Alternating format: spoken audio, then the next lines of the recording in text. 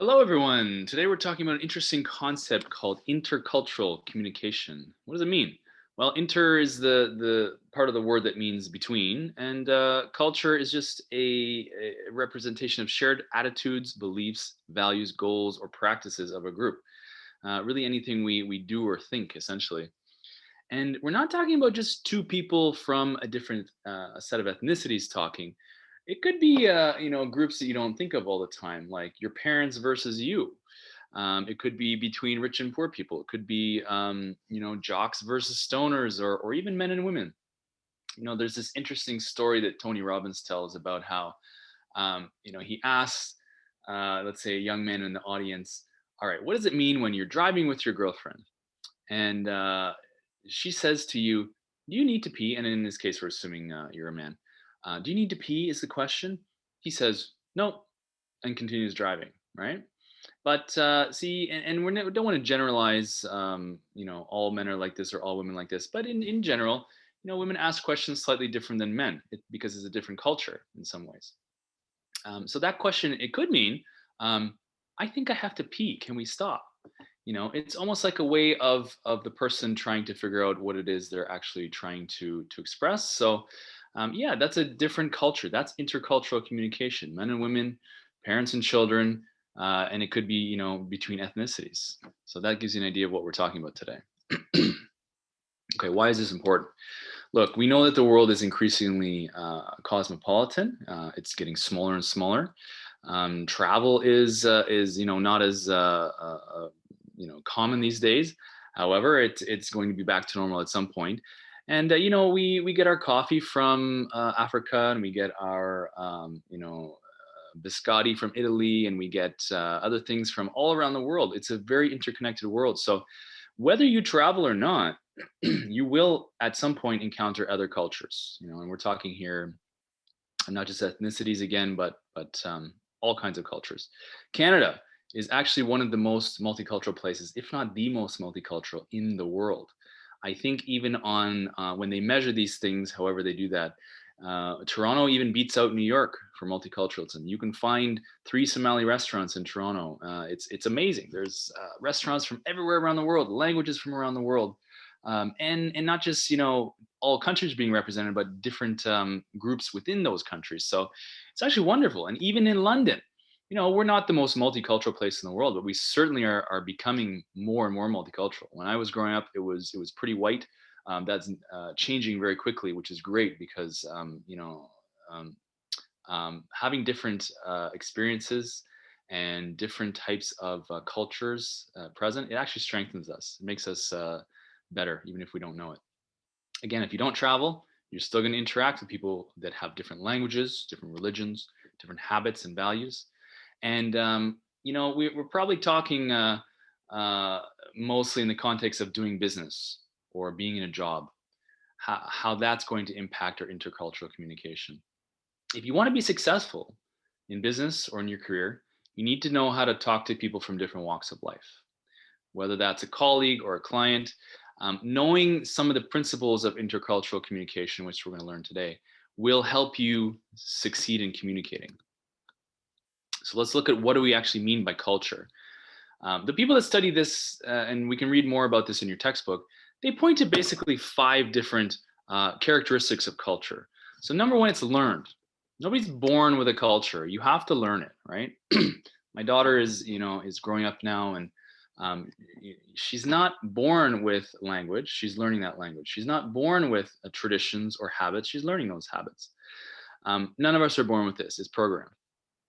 And the other thing about this is we all feel this natural, especially for people who have not traveled and seen other, faraway places in the world. We think that everything we're doing is normal.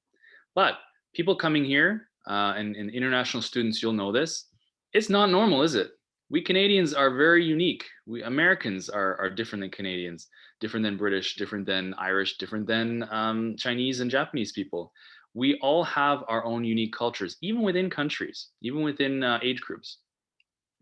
There's this really great example of when someone's traveling, backpacking around the world, and usually it's someone who's just left their country for the first time. Let's say it's an American, to pick on Americans. they might say something like, "It's funny how everyone else around the world has an accent, but not us," right? But of course, we know that everyone has an accent. It's just that you have been immersed in your own accent, your own way of speaking for your whole life, and so you don't notice that it's unique. You think that it's normal, but nothing's normal. Culture is not normal. It's how we were raised.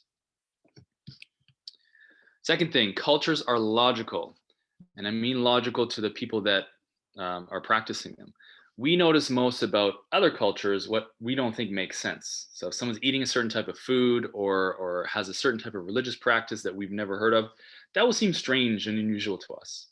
And you know what? Vice versa. The people from another place in the world, another culture, will think that things we're doing seem unusual. I think millennials have a strange culture. There's some things like ghosting that I totally don't understand. If you're gonna, not want to be friends with someone, just tell them. I don't get it. It might be something like eating with a fork versus with chopsticks. Very common to eat with chopsticks overseas, and not so common in Canada, most places. Handshakes in the Western world versus bowing in some places in Asia. In some places, even in Canada, in a lot of for a lot of Indigenous groups. Sorry, my alarm's going off. 1 second.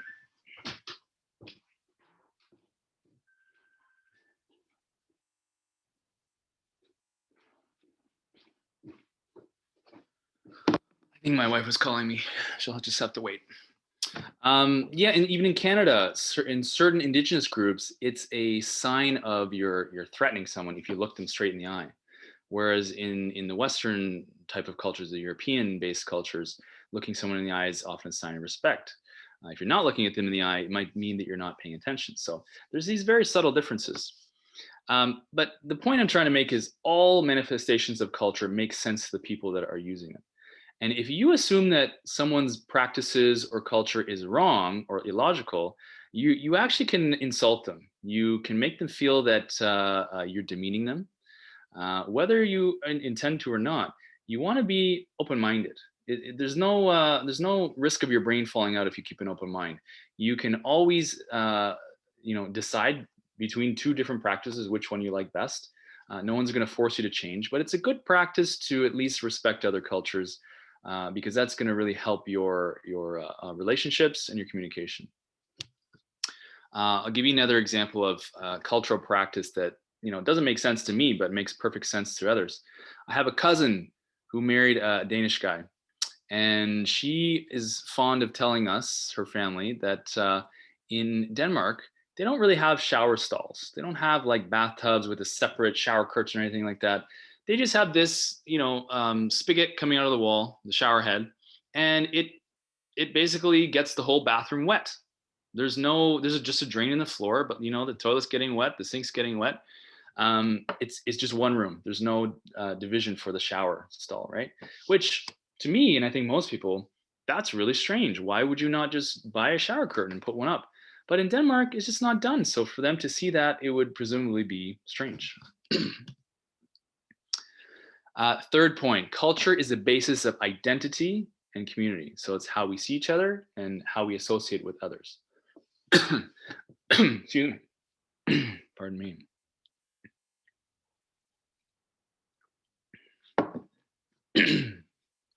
So look, we know there are negative aspects to all cultures, ours included, maybe ours especially, who knows. In North America, we have this obsession with fast food, right? Maybe more so in the States, but fast food is on every corner. People are spending a lot of money, whereas in other places, people maybe cook more. We have this obsession with disposable items. Like, I don't understand why for the last 30 years, we still have plastic bags in the grocery store. It doesn't make sense. We just, we throw them away. Workaholism, in in Canada and the United States, it's a type of badge of honor to be someone who stays late at the office or answers emails at 10 p.m. or comes into the office on the weekend. In Holland, for example, that's seen someone who's working late and working past the 9 to 5 is seen as someone who's very ineffective. Their argument is, well, why can't you get your work done in the allotted time, right? It suggests that you're not an effective person. So completely different. In China, they have maybe more of a propensity to eat endangered species. Shark fin soup, huge. Excuse me. I swallowed some water the wrong way.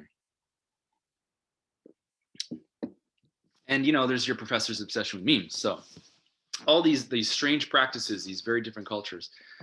However, if you start to criticize this, there are valid reasons to criticize certain practices like female genital mutilation. There's no excuse for that anywhere. I'm sorry, but in most cases, what you find is weird might simply be just different.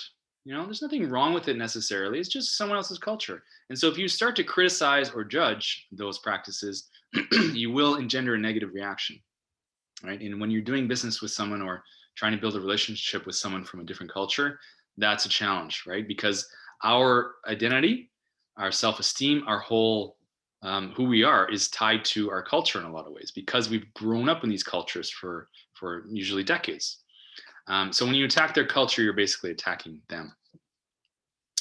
Fourth point, culture can be visible, but also, and maybe more often, invisible. So what are we talking about? Visible culture. Well, the art, we know what Japanese art looks like, at least traditional Japanese art. We know what traditional European art looks like. We can hear the differences between music from Africa or from the Middle East or from Finland, right? Food is a very visible part of culture. We know that in Poland they're eating pierogies, and in Russia they're eating borscht, and in North America we've got our Wendy's and our Arby's, right? And a lot of people are very proud of their traditional dishes, right? So it's a very important part of culture. Clothing, most cultures that are a little older have traditional dress. We know that there's traditional architecture depending on where you are in the world. Traditions, of course, we have these weird traditions of, Santa Claus and the Easter Bunny in North America. That is very strange to other people. Trust me, a fat white dude with a white beard flying down your chimney to drop presents off for kids and eating cookies. Think about that. That's really weird. and practices, of course, like maybe we sing Sweet Caroline when the song comes on in the bar. That's a maybe my generation's practice. But culture is also invisible, that you can't really see it. It's a belief. How formal do we want to get? I heard this great example about in the 80s when the Japanese were taking over all these businesses in North America and just crushing American companies. These executives came to buy a bank in the United States, and they came on a Friday, and they were appalled to see that the employees were wearing jeans and t-shirts. Why? Because this was casual Friday, right? Whereas in Japan, the ideas about formal dress were much different than ours in the West, right? Beliefs about work ethic. In a lot of places in Southeast Asia, work is number one priority. In India, in Korea, in many other places, there's a very strong push to be working all the time. In Japan, there's this phrase for this which I can't remember, but if you fall asleep at work, it's a great sign of like you're doing a great job. And the rationale is you've worked so hard that you had to fall asleep, right? In Canada, you fall asleep on the job, it's because you're lazy, right? Totally different belief about what a work ethic is, right? And we understand that, maybe we don't want to work so hard because our forefathers have done this and they built a good life. And our standard of living now has raised so high that maybe we want to, instead of spending 50 years working for one company, we want to do something with variety in our lives, right?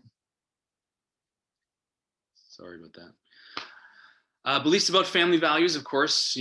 How important is it for family? In Singapore, where I lived for a while, there was no such thing as retirement homes, no such thing as nursing homes, because it was just a given that you take care of your parents when they get old and frail, right? That's a family values issue. Listening styles. A lot of people, or some people, will let the person finish talking before they speak. And in other cultures, it's more appropriate to basically jump in at any time. And then, of course, there's the big one, individualism versus collectivism. In the West, we're very individual. We prioritize the independent person who can do it all themselves, right? Whereas in other cultures, the tribe, the community, the family is much more important. That's a more collectivist culture. And people on either side would be kind of like, why are you prioritizing this? It doesn't make sense. Fifth thing, culture is dynamic. They're changing over time, right? Think about Canada in the 1920s. Not that you were there, but you've seen video and pictures, I'm sure, versus the 50s, versus the 80s, versus 2 years ago. Um, Culture is changing as we speak all the time, right? It used to be Instagram, now it's TikTok, now it's Periscope, now it's Clubhouse. All of these things are changing all the time uh, beneath our eyes, right? And culture it varies by geography as well. In rural Canada, there's a very different culture than urban Canada, right? Including who they vote for, usually, typically. In Western Canada, there's a very different culture than Central Canada. Even BC versus Alberta, totally different cultures, absolutely different, just because of the mountains in the middle, right? And because one is on the coast.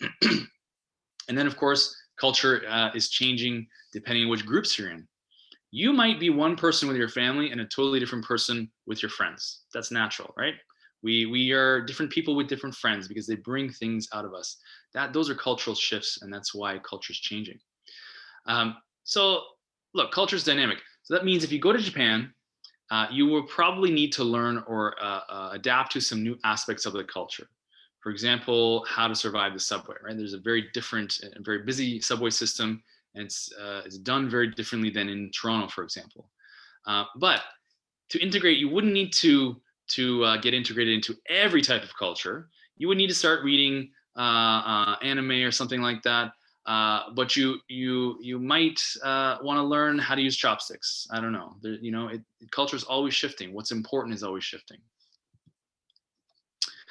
Okay, moving on to different dimensions of culture, right? And I'll share an article with you that supports some of this stuff. But basically, we can talk about and identify culture in a few different ways. These are the main ways, the main dimensions. The first one is individualism. Cultures tend to emphasize either the individual, so it's like me, I'm the primary actor, or the community, which is your family, your workplace, your ethnic group, whatever. We're obviously more individualistic in Canada and the US, right? Most people don't live with their parents once they get to be adults, but in some countries, like in Africa, for specifically, your families will live together for a very long time, with multiple generations. Other cultures are prioritizing the group, right? It's the business first. My identity is my job, right? Or it's the town you live in. I live in this historical town of Kyoto, which is something to be proud of. Or your sect. Maybe you're living in a country with different religious sects, and you prioritize that. Again, retirement homes in Asia, they don't exist, not really in a lot of places. So that's one way to think about culture. Second thing we touched on was formality. In North America, we're very informal, especially since the pandemic and the work at home thing and being in your sweatpants for 90% of the time. It's a much less formal world.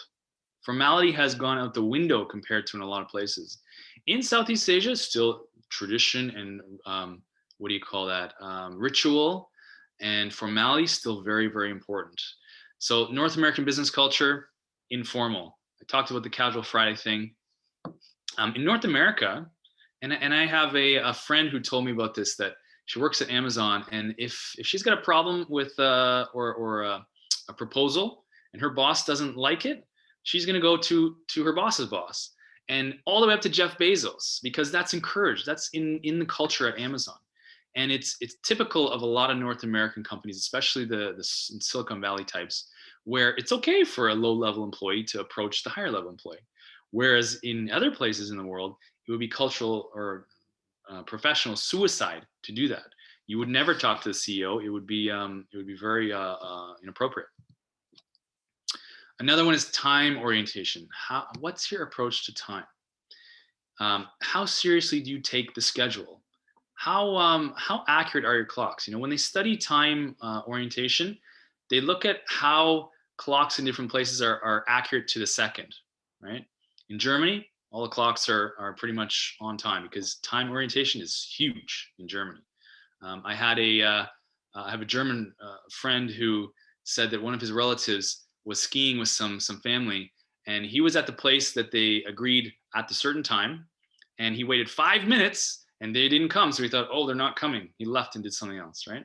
5 minutes, that was the time he waited. Whereas, we might wait 30 minutes for a date who's late, right? um, and in North America, we're actually expected to show up late for some things. Nobody wants to be the first guy at the party.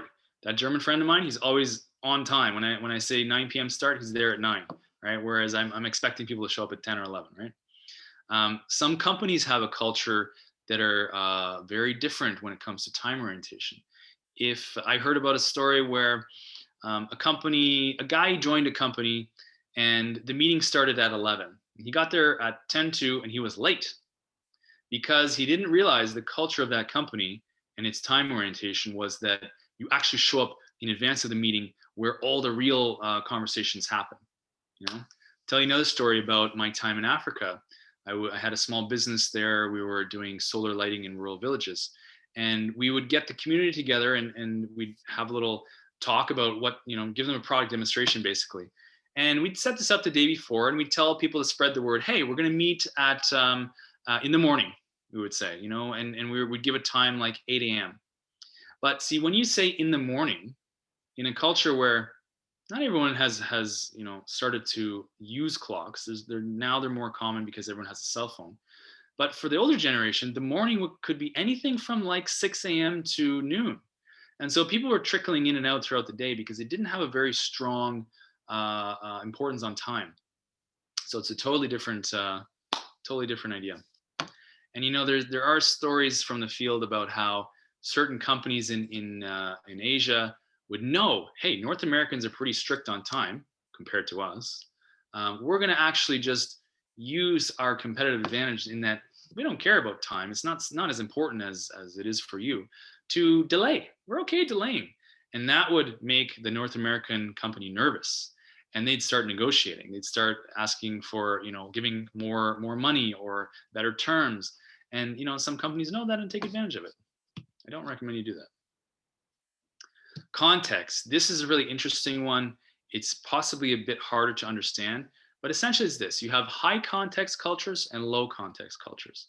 In the high context cultures, you're communicating through your actions, tone of voice, ritual, gestures, as much as through the words, right? High context cultures are more subtle. They're not always going to tell you what they mean because perhaps that's rude, right? Whereas in North America, low context culture, we say it like it is, right? We tell you exactly what we mean. We put things in writing. The context isn't so important, right? You go to a meeting with a high context culture and you're talking and it seems to be going well, but you notice their body language is off, right? Because there's something wrong. And in a high context culture, you would pick that up and it would be understood that there's something wrong. But in North America, we're looking just at the face value, right? In a low context country like Canada, we expect that once a contract is signed, that everyone sticks to it, right? Whereas in high context countries, that's not necessarily the case. The legal system might be different, but the culture is different. These are just guidelines, this contract. They can be changed, they can evolve, right? It gets us in trouble when we do business across countries sometimes, this low versus high context stuff. I'll share that article with you so you can understand this a little bit better. Yeah, and you know what? Here's an interesting stat that's bandied about a lot. Researchers say that 93% of our communication is nonverbal. And what that means is that only 7% of the information that we're communicating is with words. The other 93%, it might be body language, it might be tone of voice, it might be something else, but it's nonverbal. You're not using words to communicate. You know this. You know how important body language is. You've seen it. You can tell when someone's words are saying one thing and their tone is saying another thing, right? Like when your partner's upset. I'm fine. No, I'm fine, right? Okay, communication style. Low context cultures like ours can seem rude to high context cultures. For example, in our culture, if we don't want something, we say no. Or if we don't agree with something, we say no. Whereas saying a direct no to someone from a high context culture might be taken as a slight, might be taken as something very rude. You have to maybe imply the no. You have to kind of dance around it a little bit to be respectful and professional. Neither one is right or wrong. It's just that they're different. And if we understand this, we're better at communicating with people from different cultures, whether that's ethnicity or something else. So, how do you bridge the gap between different cultures? Number one is, hey, look, just be a good human being. Don't be a bigot. Don't try to stereotype. Don't make fun of other cultures. It's not cool. Okay. Be tolerant, patient, and just listen to people. That can get you very far in life, and it can avoid a lot of unnecessary misunderstandings slash fistfights. Right. Here's an interesting phenomenon: saving face. I grew up in Asia for part of my teenage years, and went to an international school with a lot of people from 200 countries. And some of the teachers would say to a student, "Do you understand?" And these students usually had English as a second language, and the student would say, "Yes, I understand," but they didn't understand. What they were doing was they were saving face. This is a phenomenon of essentially avoiding embarrassment. And so with saving face, you can't ask someone, "Do you understand?" Because if they say no, they're losing face. They're being embarrassed. So you have to go in a different way about this. Okay, here's an example from our own culture. Your girlfriend dumps you and you say, "Oh, I was going to break up with her anyway," right? That's an example of saving face. Yeah. What else do I want to say about that? Yeah, just that in some countries, avoiding that embarrassment is more important than actually understanding, right? You've probably done this too. I remember being in grade 5 math. We're learning a long division, and the teacher's like, "Do you understand?" I'm like, "Yes, I understand." I still can't do long division to this day, but I didn't want to look stupid in front of my class, right? So I pretended to understand when really I didn't. It was saving face. So happens more overseas, but it happens here too. All right, here's 10 tips I can give you. Right, this is the what do you call this? This is the clickbait version of intercultural communication. Number one, if you're doing business with other people from other cultures, learn some foreign phrases. Right, everyone loves their own language. Everyone loves hearing their own name. But if you're in a foreign place, you love hearing your own language too, right? When you're traveling, if you've ever traveled, you're backpacking or something, and you go to a hostel and they don't speak English, oh man, it's a pain in the butt, right? Whereas if they speak English, which usually they do, it's comforting to you, right? So you can just pick up a phrase or two from your counterpart's language, whether it's bonjour or namaskar. You're building a lot of goodwill. People love to hear that. And then when people are in a good mood, hey, conversation goes well, communication is solid, and your business deal just got that much easier. Look at your own relationship for proof of this. When your partner is happy, everybody's happy. When mama's not happy, nobody's happy, right? As the saying goes. Number two, if you're speaking with someone whose English is not a first language for them, just use a simple English, right? Small words, short words. Avoid these complex language. English is the language of global business, and it probably will be for our lifetime, but it's certainly not everyone's first language. So you need to choose words that are simple. You can say cold 100 different ways in English: frigid, frosty, whatever. But some people might not know it. Just use a simple word, cold. To remember this, think of the Mark Twain quote: "Don't use a $5 word when a 50-cent word will do," right? And that goes back to our plain language lessons. Speak slowly. Don't go too fast. People will lose you. A lot of people from Latin America, they're speaking Spanish very quickly, and that's very hard for non-native speakers to understand. We're a bit slower in Canada, but if you're doing any business deals, speak slowly and enunciate. Enunciate just means to pronounce each word very carefully, so that and each syllable, so that you're not mumbling. Right? We don't want to go and mumble and no one can understand us. Nothing is harder to understand than a fast speaker. Slow down. And you improve this by just focusing on how you move your mouth and your diaphragm, right? Your diaphragm. But don't get too loud either. If someone is having trouble understanding you, don't raise your voice, because that's not going to help, right? It's only going to insult them or stress them out. Number 4, observe eye messages. Look people in the eye. You're missing an opportunity to connect with people if you don't look them in the eye, right? Eyes will tell you a lot about a person. They say that the eyes are the window to the soul, right? A lot of information communicated there. again, people from high context cultures might not be so direct in telling you what they mean. Look at their eyes. That will tell you a lot about what they're saying. Yeah.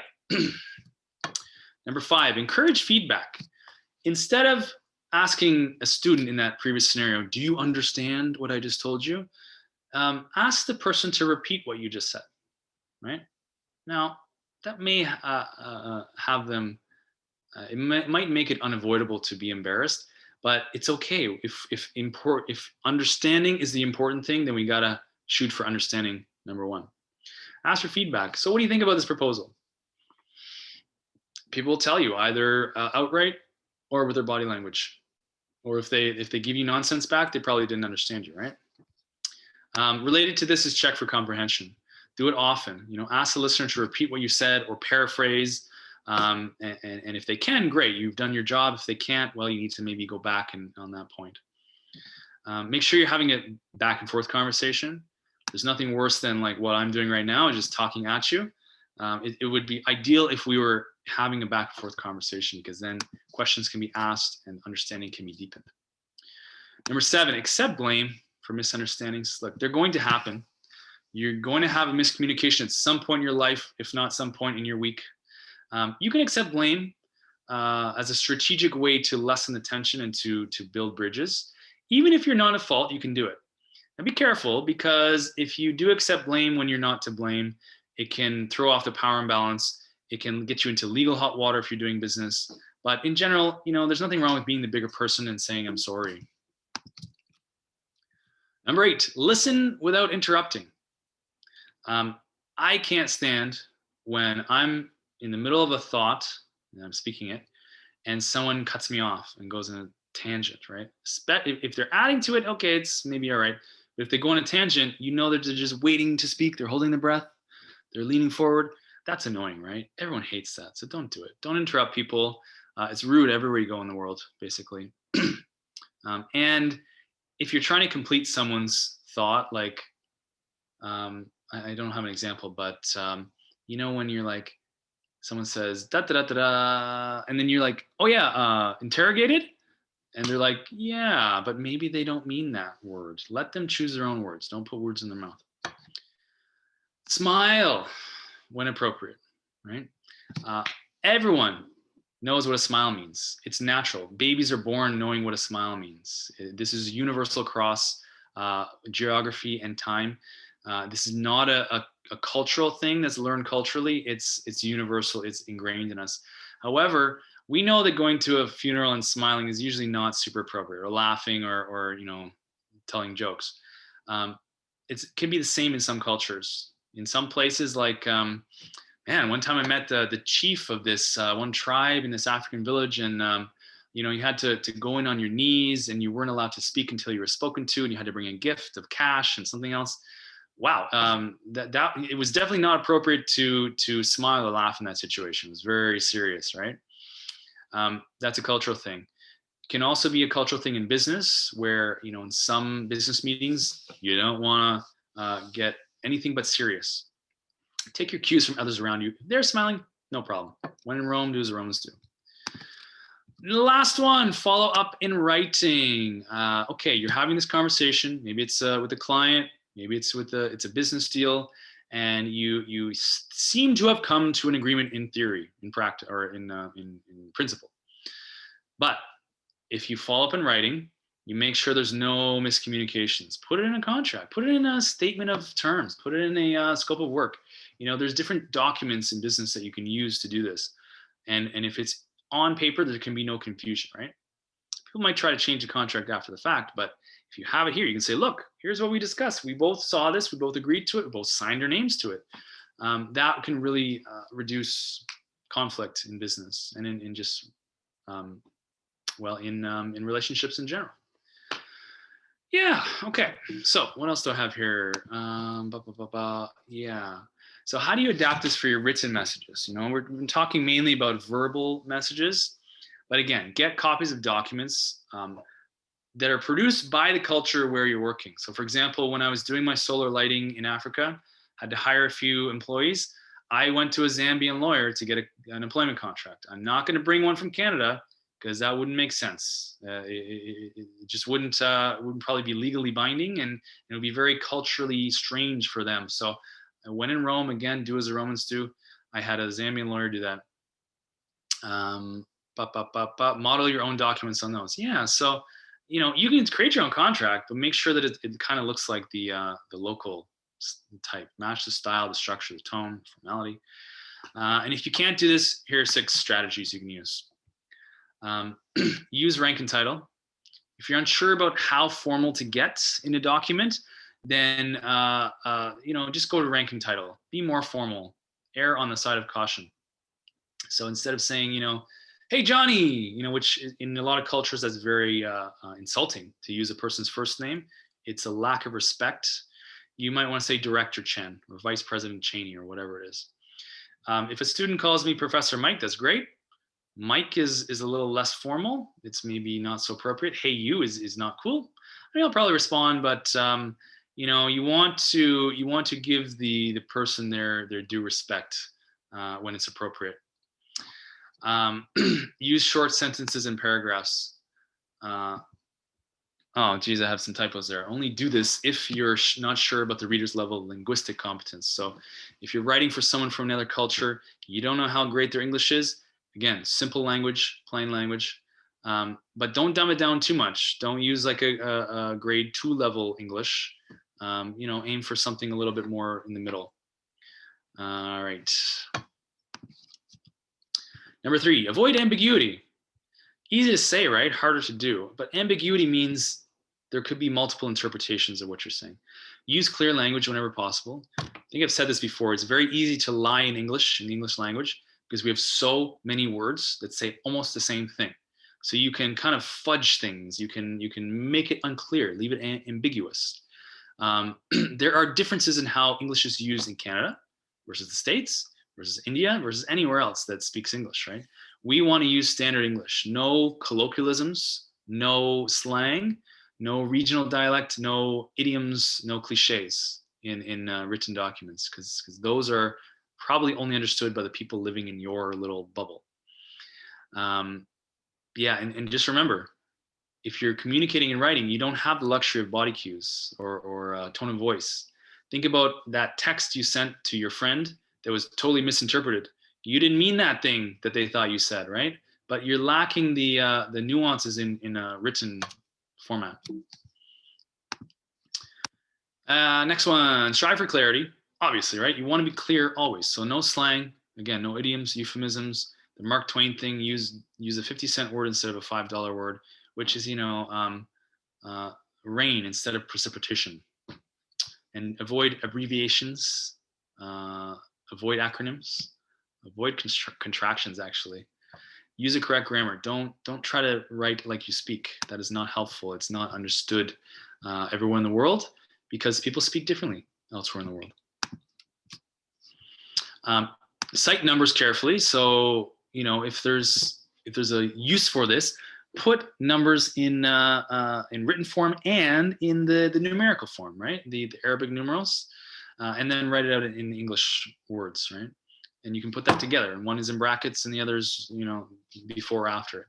Why do you do this? Okay, so in North America, we use a comma at every place where there's 3 digits, right? Between, so look at 17,000 here. After the 17, we've got a comma. That means 17,000.